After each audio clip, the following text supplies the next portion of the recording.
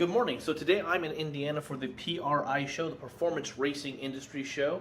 It's my first time going to the show and I'm looking forward to it, but it's 15 degrees outside, so I'm going to go jump into my Kia Rio rental car. We're not in California anymore. As you can tell, the Kia is a little frozen, and for some reason this car didn't come with an ice scraper. Usually in climates like this, the rental cars have like an ice scraper brush thing with them, but not this Kia.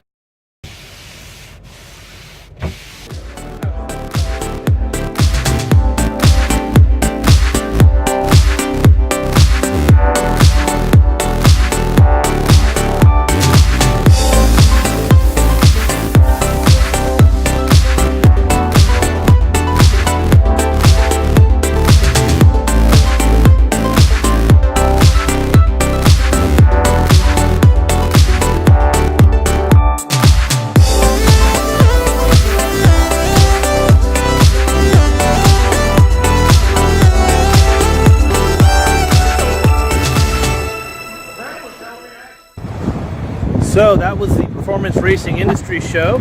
It was pretty interesting. I enjoyed it. Had some good meetings.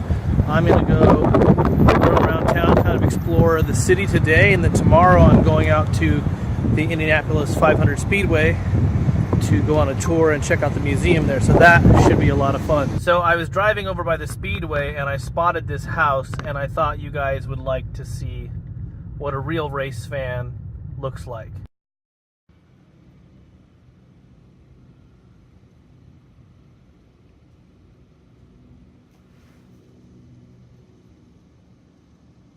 I like cars as much as the next guy, but obviously not as much as that guy. I'm guessing that is a woman-free zone, just based on the condition of the yards and the fact that there's a IndyCar mural painted on the garage and a fake IndyCar in the yard. But, anyways, whatever makes you happy, right? I'm gonna head back to my hotel and get some work done now. Woke up this morning with snow here in Indianapolis. I'm still headed over to the Speedway, but I gave myself a little extra time just in case the snow causes some traffic delays. But it's like 27 degrees and snowing pretty good. Right, it's snowing, but we made it to the Hall of Fame and Museum, so let's go check out the Indianapolis Motor Speedway Hall of Fame.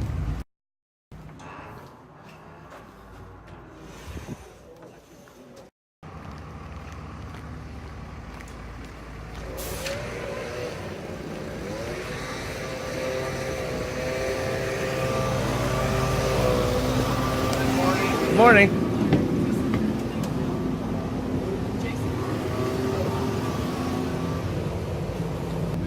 Many times.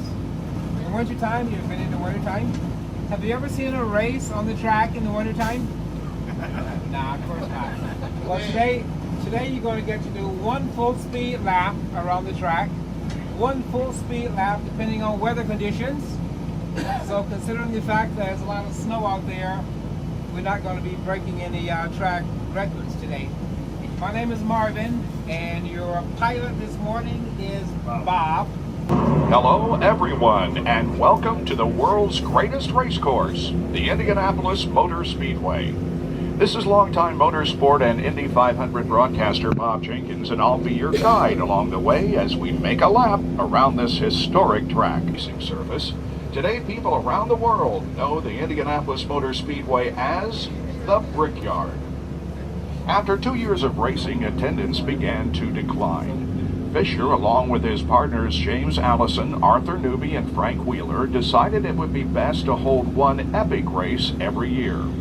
The Indianapolis 500 was conceived to be held every May around Memorial Day. Ray Haroon won that first 500 in the locally constructed Marmon Wasp. The day was a huge success, and the greatest spectacle in racing was born. We enter the track between turns 1 and 2 onto one of our short chutes, each of which measure 1/8 of a mile and are located at the north and south ends of the speedway. There are 4 turns, each a 1/4 mile in length from entrance to exit, and 2 straights, each measuring 5/8 of a mile. In June of 1910, the Wright brothers were part of a major aviation showcase here. The official IMS logo, the wings and wheel, highlight the automotive and aviation history of the Speedway. During World War II, the track was shut down as the nation's attention shifted to the conflict overseas. Unlike the First World War, where the ground served as an aviation repair and refueling depot, the track was largely unused from 1942 to 45 and began to be reclaimed by nature. At the urging of three-time Indy 500 winner Wilbur Shaw, Terre Haute businessman Tony Holman saved the track from demolition in 1945, purchasing it for $750,000. The facility is still privately owned and operated by the Holman George family. Here we are on the front straight. The first thing you might have noticed is the canyon effect created by the grandstands on both sides of the track. They may be empty now, but on race day for the 500, every one of these seats will be occupied. There is no sight quite like it in all of sports. You will notice a wall separating the racing portion of the front straight from pit lane.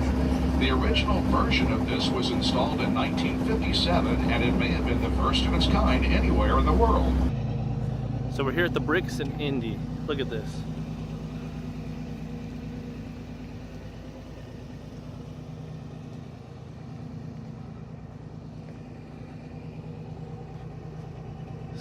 Super, super cool.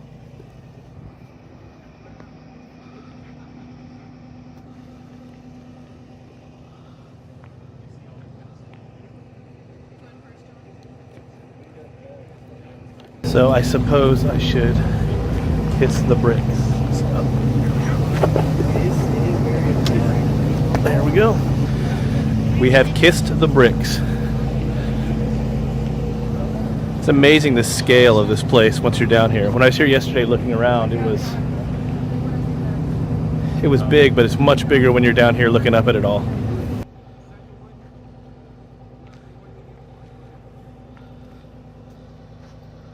The rest of the course, which winds its way through the infield, was completed in 2000 for Formula One. The course was updated in 2014 for the IndyCar Grand Prix, which now takes place 2 weeks before the 500 every May.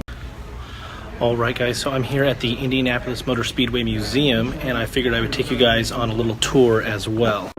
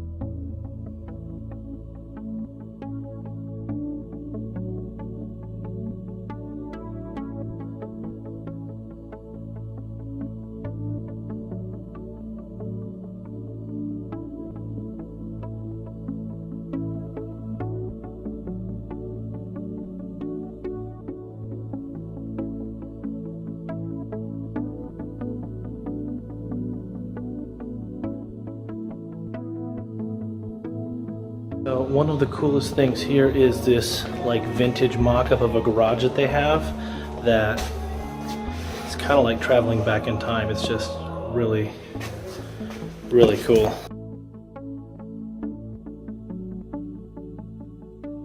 So that is the Indianapolis Motor Speedway Museum. I really recommend coming if you're ever in Indy, and I got to get back here for a race.